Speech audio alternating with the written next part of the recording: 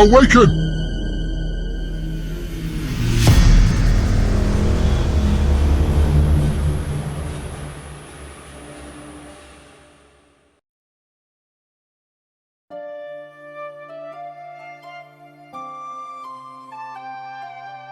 Samhain is the ancient Celtic festival, marking the end of the harvest season and the beginning of winter. It was believed to be a time when the boundary between the living and the dead was blurred. The customs and beliefs associated with Samhain were eventually integrated into Christian traditions, which eventually evolved into Halloween. In the small Irish Celtic village of Dunhaven, a long time ago, the air buzzed with excitement, and the scent of burning wood permeated on this special Samhain night. This was a time when harvest turnips, potatoes and beets, with carved-out faces called jack-o'-lanterns, graced doorsteps to guide the spirit of loved ones back into the home. Families left doors and windows ajar, inviting the souls of their ancestors to come inside and enjoy the freshly baked cakes left on their hearths. Villagers dressed in homespun costumes, resembling animals and mythical creatures, to disguise themselves from harmful spirits.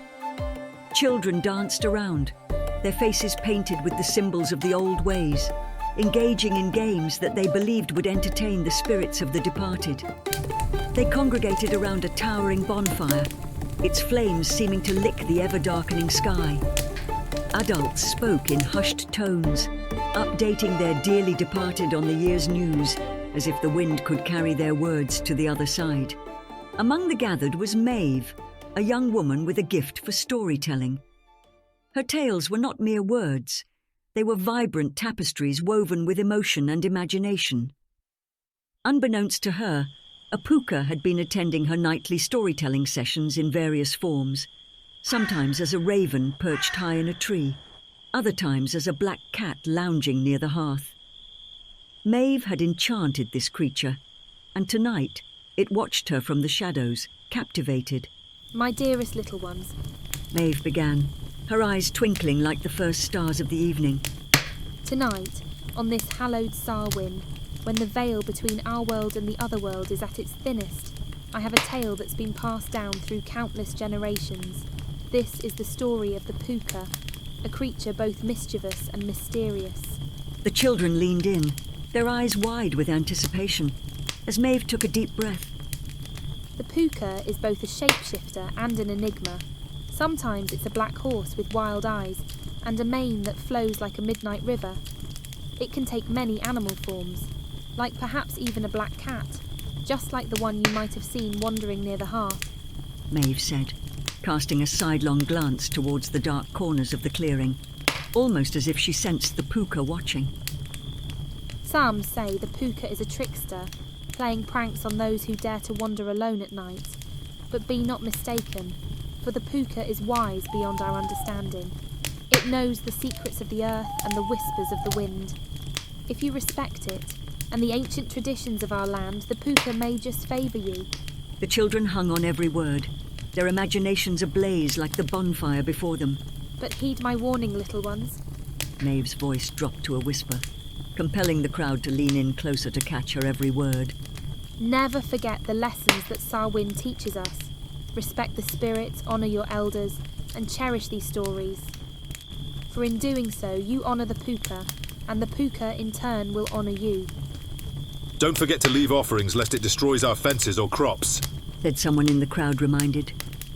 As she concluded, a hush fell over the crowd. It was as if the very air they breathed was charged with the magic of Maeve's storytelling and the mystique of Samhain. But Maeve was distracted, her eyes scanning the crowd for her missing brother. As Maeve pondered his absence, a mysterious old woman sidled up beside her. Her comforting words eased Maeve's worries. You tell such good stories, my dear. I'm mesmerised by them. I'm sorry, I've never seen you here before. I'm sure your brother is doing fine. No need to worry about him. I hope he hasn't strayed too far.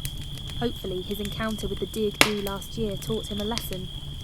Maybe the bugger deserves what's coming to him. And just like that she vanished, a fleeting manifestation of the Pooka. Maeve looked puzzled. Was she talking to somebody? Now she altogether forgotten the exchange. Declan, known for his audacity and curious nature, had always been fascinated by the supernatural world. As a child, he was forbidden to leave the village at night. Now, as an adult, he is determined to set out on this excursion.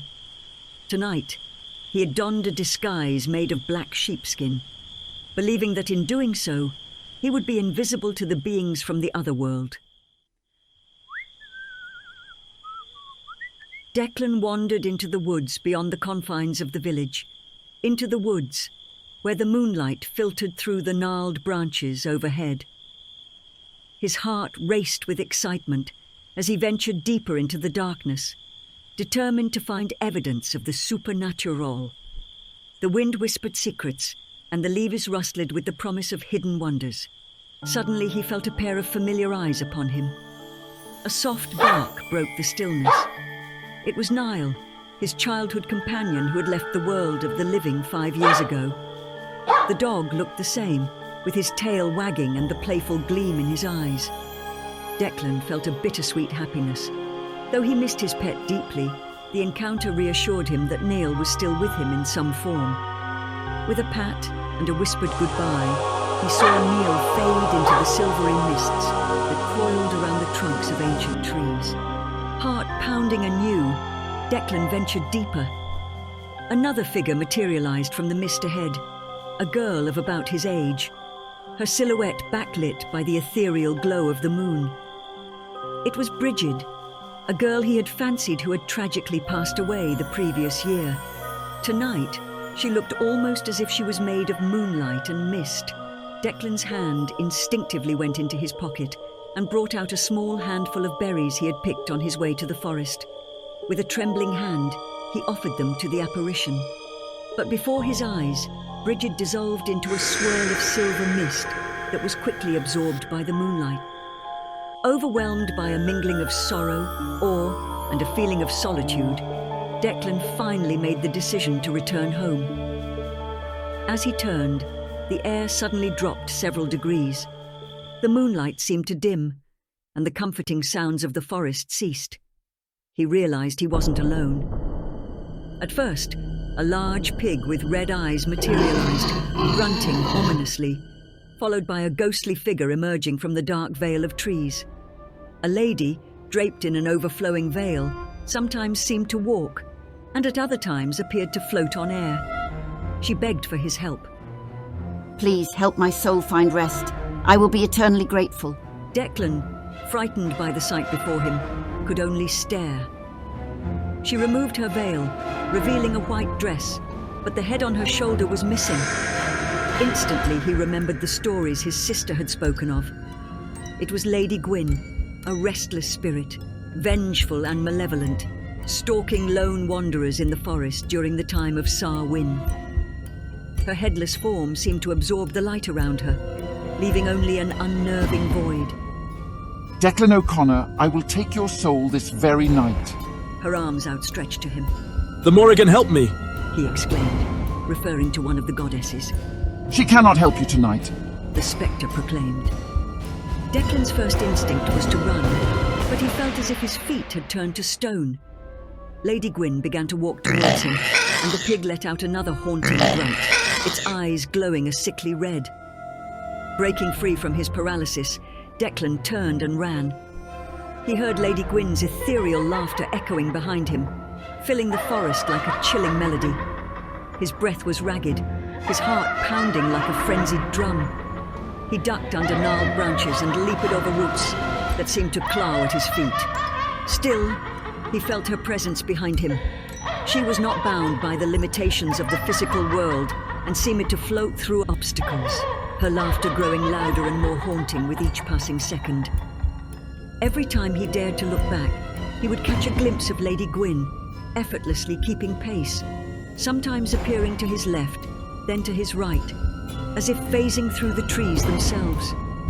His sheepskin disguise, drenched in sweat and fear, seemed to weigh him down. His legs were burning, his lungs aching for air, just as Declan felt his legs giving way, ready to surrender to the inevitable. A black horse lunged between him and the pursuing Lady Gwyn. Time seemed to stop. Even Lady Gwyn's spectral laughter was snuffed out, replaced by a palpable tension in the air. With a swift, graceful motion, the large horse, its red eyes and blue flames emitting from its nose, clearly the Pooka in one of its many shapes, lowered itself. Understanding the unspoken invitation, Declan mustered the last bits of his energy to clamber onto its back. No thanks are needed. If it were not for your sister's storytelling, I would not have bothered. Do you know who I am, boy? Declan nodded. Then prepare for one wild ride. The Pooka spoke in a deep voice, echoing from the very woods around them. With that, the Pooka shot forward, its hooves barely touching the ground, leaping over streams and weaving through the labyrinthine forest with supernatural agility. Declan felt every bump, every jolt. His face was whipped by low-hanging branches and thorny bushes. It was as if the forest itself was complicit in his lesson. His hair dishevelled, scars and bruises formed all over his body from the wild ride. As they neared the village, the Pooka leapt into the air one final time, and for a fleeting moment, they were soaring. Declan could see the bonfire at the heart of the village, could hear the distant laughter and songs of his people. And then, with a sudden jolt, they were back on solid ground. The Pooka bucked, hurling Declan off its back and directly into the bonfire, which thankfully had burned down to glowing embers. His sheepskin disguise caught fire, and he quickly scrambled out of it, smoke billowing around him. The villagers, who had momentarily paused their celebrations, erupted into laughter. Declan's face flushed a deeper red than the embers he had just escaped from. With his pride shattered and his ego deflated, he walked over to Maeve. I am sorry, sister. I had one strange evening, but the Pooka saved my life. I will tell you all about it, he said, humbled and contrite, under the light of Sarwyn's bonfires. Maeve, wise and forgiving, simply hugged him. I am sure it will be a very interesting story. Some lessons can only be learned the hard way, she said, as they returned to the circle of villagers celebrating the ancient festival.